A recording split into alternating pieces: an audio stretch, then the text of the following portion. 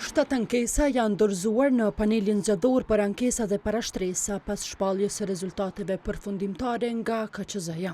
Prej tyre 2 janë dorëzuar nga kandidati për deputeti i PDK-s Bikem Haxhiu.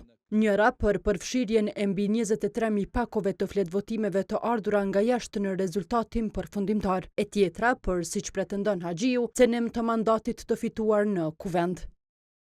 Afatet zgjedhore dhe barazia votës nuk janë rekomandime. Ato garantojnë barazinë e votës dhe besueshmërinë e procesit zgjedhor. Asnjë vendim administrativ i KQZ-s nuk mund të ndryshojë ligjin dhe kushtetutën. Nuk kërkoj privilegj, kërkoj vetëm zbatim të barabartë të ligjit dhe kushtetutës. Mbrojtja e votës së lishme është mbrojtje e demokracisë.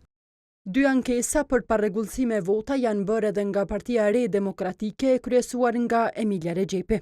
Një ankesë është dorëzuar nga koalicioni PAI PDAK-LPB e një nga Partia Rome e Bashkuar e Kosovës. Lista serbe është ankuar ndaj vendimit të Komisionit Qendror të Zgjedhjeve që në rezultatet përfundimtare të mos përfshi edhe rezultatin e tyre. Në lidhje me vendimin e KQZ-s, të hënën ka reaguar misioni OSBE-s në Kosovë. Misioni thekson nevojën për pajtueshmëri të plotë dhe respektim të standardeve ndërkombëtare zgjedhore, në veçanti publikimin transparent dhe gjithëpërfshirës të rezultateve të zgjedhjeve, si një mjet për të siguruar siguri ligjore dhe trajtim të barabartë për të gjithë garuesit zgjedhor.